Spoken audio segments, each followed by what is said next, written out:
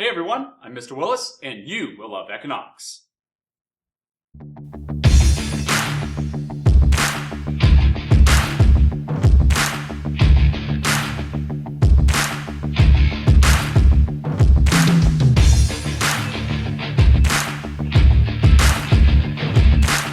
You can't politicize economic law. Some may try, some may be loud and even sound convincing, but economic law is law. It's true regardless of whether you believe it or not.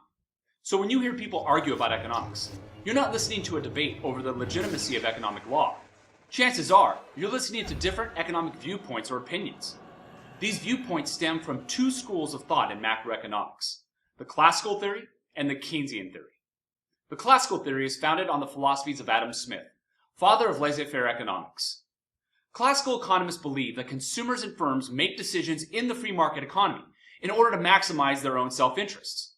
Consumers will make decisions that maximize their own utility, and firms will make decisions that maximize their profits. These self-interests drive voluntary exchange in the free market economy, setting price levels and quantities of output at an equilibrium where all participants can satisfy their incentive-driven goals. When fluctuations and changes occur, the natural market forces of voluntary exchange, also known as the invisible hand, allow the market economy to fix itself without outside influence or government intervention. The Keynesian theory is founded on the philosophies of John Maynard Keynes, father of modern mixed economics. Keynesian economists believe that Adam Smith in the classical theory is correct, but only to a certain point. In many ways, the Keynesian theory is an addendum to the classical theory. Keynesian economists believe that consumers and firms make decisions to maximize their self-interests, and these self-interests drive voluntary exchange in the free market economy, setting price levels and quantities of output at an equilibrium. Sometimes, when fluctuations occur, the economy will fix itself through the natural market forces known as the invisible hand, without outside influence or government intervention. Sometimes, it won't. Keynesian economists believe that there are times when the economy fluctuates and natural market forces completely break down or don't do enough to correct market failures. Without outside influence or government intervention, the imperfect economic conditions will persist and the economy will spiral out of control. As a result, according to the Keynesian theory, government has a role to play to correct the economy when the invisible hand won't, and it has a responsibility to intervene to ensure the social welfare of citizens. Let's take a closer look at the classical and Keynesian theories of macroeconomics, and let's start with the classical theory. The cornerstone of the classical theory is the belief in flexible wages and prices. Flexible wages imply that workers' wages increase with inflation and decrease with deflation. According to classical economists, aggregate demand is comprised of consumer spending, investment spending, and net exports. And aggregate supply is fixed at the economy's full employment quantity of real GDP output. Changes in aggregate demand cause fluctuations in aggregate price level, and real GDP output produced in the macroeconomy remains the same because the economy always produces its potential real GDP output. For example, when consumers, firms, and foreign consumers increase their consumption, aggregate demand increases, causing inflation in the economy. As price levels rise, consumer purchasing power decreases, and so workers will ask for higher wages in order to adjust for inflation. After wages rise, consumption increases, and aggregate demand increases with it, and the economy will experience additional inflation. Eventually, demand pull inflation grows out of control, and prices rise to such a level that consumers, firms, and foreign consumers slow their consumption. Even with wages increasing, consumers just aren't willing to pay excessive prices for goods and services. Think about it. Isn't there a price you're not willing to pay for certain goods and services that you want? The macroeconomy is experiencing excessive inflation that is stifling consumption, and it's in need of correction. According to the classical theory, the correction comes from the natural market forces within the economy itself. As consumption slows, aggregate demand begins to decrease, causing deflation of prices across the economy. As the economy contracts, wages fall with price level, as firms decrease their demand for workers now that consumption is slowing. As aggregate demand continues to fall, consumer purchasing power increases, and prices fall to a level that consumers can't help but to buy more goods and services because they are now more affordable. Because of lower prices, consumers, firms, and foreign consumers now have more purchasing power, and they increase their consumption, causing aggregate demand to increase and correcting the economic contraction. The classical theory dictates that periods of recession and excessive inflation are temporary, and the macroeconomy will correct itself through changes in aggregate demand. There's no need for outside influence or government intervention because the invisible hand works through flexible wages and prices, which affect consumption and therefore aggregate demand. According to this theory, this works every time, without failure.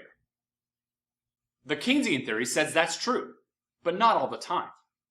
There are times when prices and wages are flexible, and fluctuations in aggregate demand will cause changes in price level and wages, allowing the economy to fix itself as stated in the classical theory.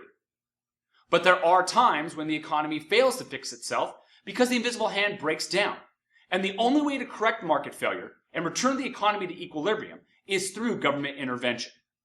Keynesian economists believe that there are three ranges of aggregate supply in the macroeconomy: the classical range, the intermediary range, and the Keynesian range. In the classical range, prices and wages are flexible, and the market will correct itself according to the classical theory. When aggregate demand changes, prices and wages change without real GDP changing. In the intermediary range, prices and wages begin to lose flexibility. However, in this range, when aggregate demand changes, both price and real GDP output changes, much like the short-run aggregate supply curve in the aggregate demand and aggregate supply graph. One more thing to note. When the economy moves into the intermediary range of aggregate supply, it is experiencing a recessionary gap. Wait, how do we know that? We mentioned that the classical theory states that the aggregate economy always produces its quantity full employment level of real GDP output, making the real domestic output produced in the classical range QF. Any quantity of real GDP output produced in the short run that is less than QF means the macroeconomy is producing less than its potential. As a result, any equilibrium point in the intermediary or Keynesian range of aggregate supply means that the macroeconomy is in a recessionary gap. In the Keynesian range, prices and wages are sticky.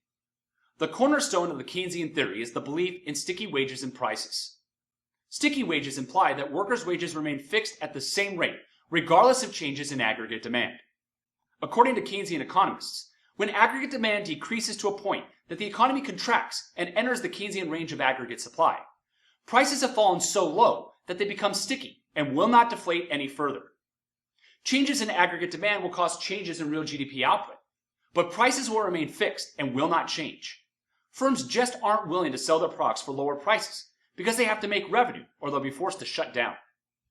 At the same time, wages are also sticky, as workers just aren't willing to work at a lesser wage because they need income to spend.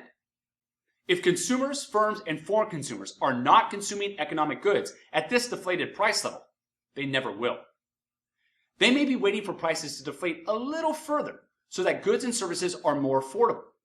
But that will never happen because prices and wages are sticky and they will not change.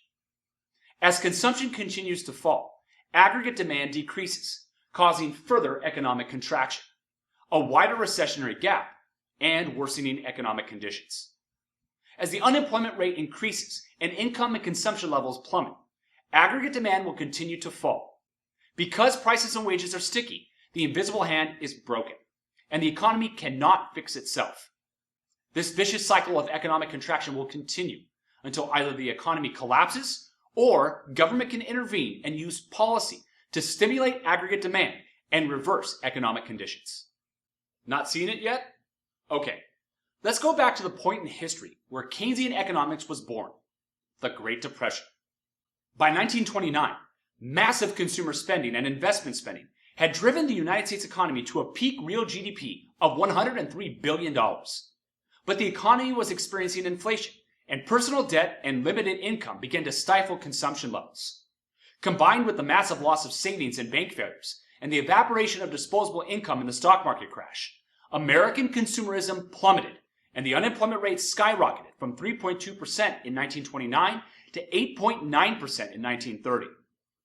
As firms closed down, the United States real GDP shrank by 10% in 1930, and the country moved into a recessionary gap.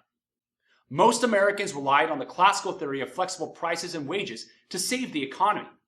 Even President Hoover did, assuring the American people that the economy would fix itself. But as unemployment skyrocketed, the national income level was shrinking at too fast a rate, And even as flexible prices and wages continued to fall into the intermediary range, consumers didn't have enough disposable income to stabilize the economy. As aggregate demand continued to decrease, firms shut down and real GDP contracted by 50%. Between 1929 and 1933, the US economy shrank by $47 billion, and the unemployment rate reached 25%. The economy was in freefall. The solution to the country's economic problems was more consumption and investment. But by 1933, the economy had already entered the Keynesian range of aggregate supply, and prices and wages were sticky. As consumers desperately looked for prices to fall and consumer purchasing power to increase, prices and wages remained stagnant, and consumers were left stranded. If nothing changed naturally to correct the economy, something from outside needed to be the catalyst for growth. In steps Franklin Roosevelt and his new vision for the role of government in the economy. Starting in 1933, New Deal programs focused on direct relief, which put income directly in the hands of consumers, and work relief, which provided jobs for workers who sought steady wages. The New Deal programs would serve to provide the nation with much needed infrastructure, but also stimulate consumer spending by injecting income into the economy when prices and wages remained sticky. By 1937, the United States real GDP nearly doubled, growing from $47 billion to $92 billion. As aggregate demand increased, consumers were gaining purchasing power, allowing them to drive aggregate demand with consumer spending, as government spending continued to generate jobs and income. Eventually, by 1940, the United States unemployment rate was cut to 14%, and as war broke out in Europe, the United States became the supplier of war goods to the Allied powers. This gave American firms the incentive to take out loans and investment spend on factories, workers, and capital, causing real GDP growth and a reduction in unemployment numbers. Income levels rose, and consumer spending jumped, while net exports increased with the flow of war goods and supplies being sold to Britain and France. All in all, by 1942, the United States unemployment rate had been slashed to 4.7%, and the economy had moved back into the intermediary range. Prices and wages were more flexible, and they increased as real GDP increased. The invisible hand was working again, and by 1943, the United States economy was back to full capacity, due in large part to the stimulation of aggregate demand by Franklin Roosevelt's New Deal programs and the massive drive to produce war supplies to win World War II. The Keynesian theory had passed its first test and soon became the most practiced economic theory around the world. And that's classical versus Keynesian theories. Be sure to subscribe to the channel by hitting the red button below so you can receive alerts about new videos when they become available. If you enjoy the channel or find my videos useful, let me know by liking the video and feel free to leave a comment below. We have full video lectures on every topic in macro and microeconomics, as well as quick macro and micro minute videos for cram sessions and quick reviews. If you'd like to learn more, you can click here for my natural economic adjustments video, or you can click here for my economic systems video. Thank you so much for watching. I'll see you next time. You will love economics.